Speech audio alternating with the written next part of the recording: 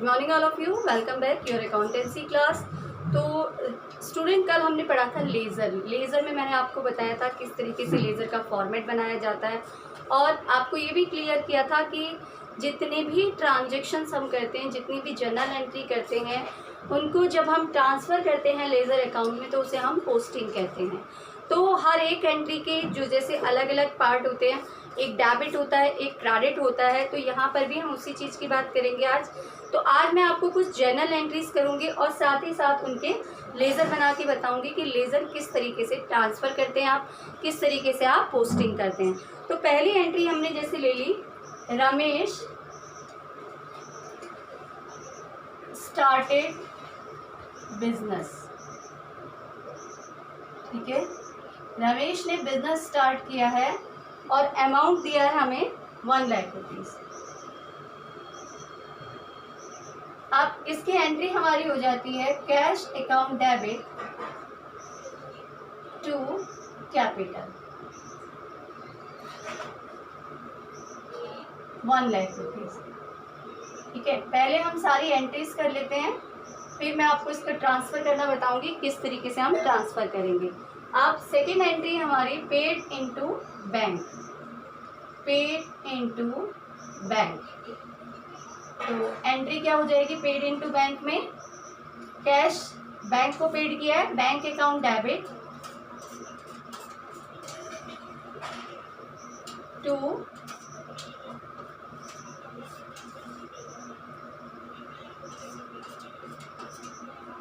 Cash. ठीक है, to cash, तो ये अमाउंट है हमारा 70,000। अब थर्ड एंट्री हम करते हैं bought goods for cash, bought goods for cash. तो कितने का सामान खरीदा है हमने सामान खरीदा है 5,000 का। और एंट्री हो जाएगी हमारी purchase account debit to cash. Amount कितना आ गया हमारा 5,000। ठीक है, इसके बाद नेक्स्ट हमारी जो एंट्री है वो है ड्रू कैश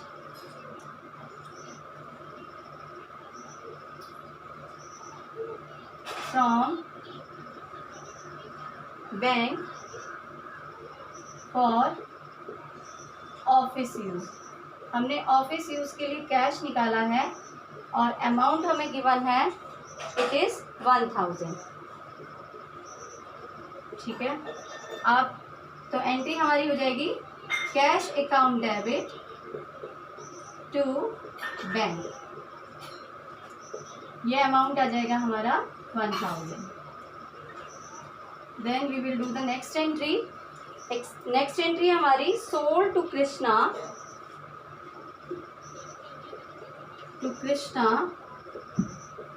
ऑन क्रेडिट। ठीक है, हमने क्रेडिट पे सोल्ड किया है कृष्णा को। अमाउंट आया हमारा 1,500। तो एंट्री क्या हो जाएगी कृष्णा डेबिट टू सेल्स 1,500। अब देखो बच्चों, हमने सारी एंट्रीज कर दी। अब इन एंट्रीज को हम किस तरीके से लेज़र अकाउंट में ट्रांसफ़र करेंगे, अब मैं आपको ये बताऊंगी। तो ये आप ध्यान से समझिए, ये बहुत ज़रूरी है। अगर आपको एक बार समझ में आ गया तो कोई बहुत बड़ा ऐसे नहीं है कि आपको क्लियर नहीं होगा, सिंपल सी चीज़ है।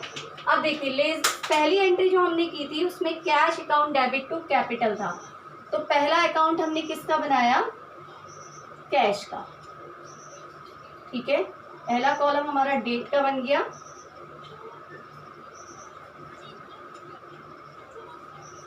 क्लियर? अब हम क्या करेंगे, आप पहली एंट्री देखिए क्या करेंगे, हम इसे हमने बना दिया कैश अकाउंट। तो कैश अकाउंट में कैश कहाँ पे है? डेबिट में है। तो मैंने कल आपको बताया था जैसे कि कैश अकाउंट में कैश का नाम नहीं आता, तो कैश के बिहाफ पे हम किसका नाम लिखेंगे? To capital. तो मैंने यहाँ पे क्या लिख दिया? To capital. ठीक है, कैपिटल का अमाउंट कितना गिवन है हमें 1 लाख। ठीक है, पहली एंट्री हमारी ट्रांसफर हो गई। अब मैंने आपको कल ये भी क्लियर किया था कि जितनी भी कैश की एंट्री होंगी वो सारी कैश की एंट्री एक ही कॉलम, एक ही अकाउंट में मेंशन होंगी। तो यहाँ पे पहला हो गया टू कैपिटल। अब दूसरी एंट्री में कैश कहाँ पे है, bank account debit to cash, cash कहाँ पे है, क्रेडिट में। तो यहाँ पर ये कहाँ ट्रांसफर हो जाएगा, बाय बैंक, कितना हो गया 70,000, क्योंकि कैश यहाँ पे क्रेडिट में था इसलिए बैंक कहाँ पे चला गया, क्रेडिट में। अभी कैश डेबिट में था तो हमने कैपिटल को कहाँ ट्रांसफर किया था, डेबिट में। ठीक है, अब इसके बाद नेक्स्ट एंट्री देखिए, purchase account debit to cash. क्या गिवन है आपको, purchase account debit to cash. तो कैश कहाँ पे है, क्रेडिट में है, हम यहाँ पर भी क्रेडिट में शो कर देंगे बाय परचेस। तो अमाउंट कितना आ जाएगा 5,000। ठीक है, अब नेक्स्ट एंट्री देखते हैं हम, cash account debit to bank. तो कैश डेबिट में है टू बैंक, टू बैंक हमारा कितना आ जाएगा 1,000। ठीक है, अब next entry, it is not related to cash, तो ये वाली एंट्री का यहाँ पे ट्रांजेक्शन नहीं होगा। अब हम इसका टोटल कैसे करेंगे, देखिए ये टोटल आ जाता है आपका 1,01,000। ठीक है, और यहाँ पर हमारा कितना है 75,000। तो हम क्या करेंगे, 1,01,000 में से 75,000 लेस कर देंगे।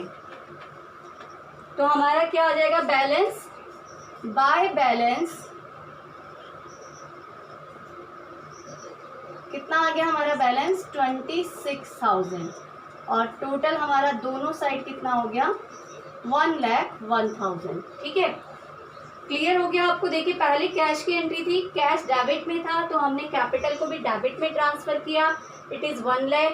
फिर कैश हमारा क्रेडिट में था, हमने बैंक को क्रेडिट में ट्रांसफर किया 70,000। देन हमारा परचेज हमने खरीदा था। तो एक और आपको छोटी सी बात बताती हूँ कि जितना भी हमें रिसीव होगा कैश, ध्यान से सुनिए, जितना कैश रिसीव होगा वो सारा डेबिट साइड आ जाएगा, और जितना कैश हमारे पास से चला जाएगा वो हमारा क्रेडिट साइड हो जाएगा। तो इसके बाद हमारा बैलेंस निकल के आ जाएगा। अब हम दूसरा अकाउंट किसका बनाएंगे, कैपिटल अकाउंट।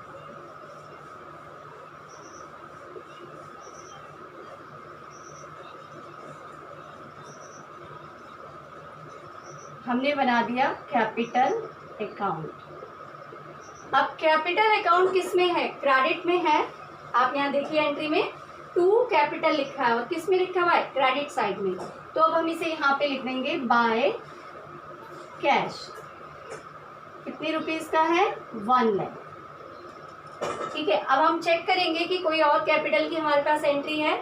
तो हमने चेक किया, हमारे पास कैपिटल की कोई एंट्री नहीं है, तो हम इसे ऐसे ही सिर्फ इसका बैलेंस निकाल के इसे छोड़ देंगे। To balance CD 1 lakh rupees. ठीक है, अब उसके बाद हम नेक्स्ट एंट्री देखते हैं, bank account debit to cash. तो कैश को तो हमने ऑलरेडी ट्रांसफर कर दिया, अब हम अकाउंट किसका बनाएंगे, बैंक का अकाउंट।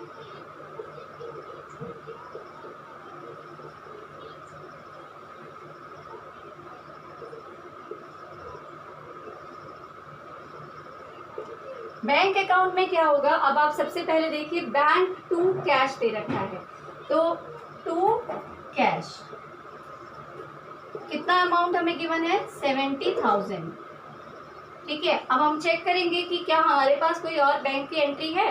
तो हमारे पास बैंक की कोई और एंट्री नहीं है, तो इसका भी हम सीधे से बैलेंस निकाल देंगे by balance CD carried down, it is also 70,000। ठीक है, अब इसके बाद हमारे पास नेक्स्ट एंट्री है cash account debit to bank. तो सॉरी, इसमें देखिए अभी एक एंट्री आ गई हमारे पास, हमने ध्यान से नहीं देखा। We are having a 2 entry, one is bank account debit to cash, second is cash debit to bank. अब यहाँ क्या कह रहा है, कैश डेबिट टू बैंक, यानी कैश हमारे पास से जा रहा है। कितना कैश जा रहा है 1,000।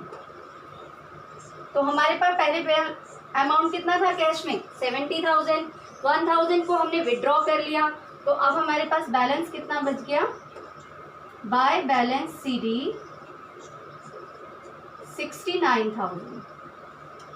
ठीक है, हम इसका टोटल कर देंगे 70,000, इट इज ऑल्सो 70,000। ठीक है, आप नेक्स्ट एंट्री देखिए, sold to Krishna on credit. तो ये हमारा अकाउंट कौन सा बनेगा, कृष्णा का अकाउंट। तो बच्चों इसमें ध्यान आपको ये रखना है कि आपको जितनी भी जर्नल एंट्रीज में अकाउंट गिवन है, आप उसका एक पर्टिकुलर सेपरेट अकाउंट बनाएंगे और फिर उसमें पोस्टिंग करेंगे। तो कृष्णा का कितना बनेगा, देखिए पहला कॉलम हम डेट का बना देते हैं, date particular ledger folio cash, date particular ledger folio cash. तो कितना अमाउंट आ जाएगा, Krishna debit to sales, amount कितना गिवन है 1500, क्योंकि हमें कुछ नहीं गिवन है और इसके बारे में, कृष्णा के बारे में, तो हम इसका बैलेंस निकाल देंगे, बाय बैलेंस कैरिड डाउन 1500। ठीक है, देन अब हम बनाएंगे सेल्स का अकाउंट।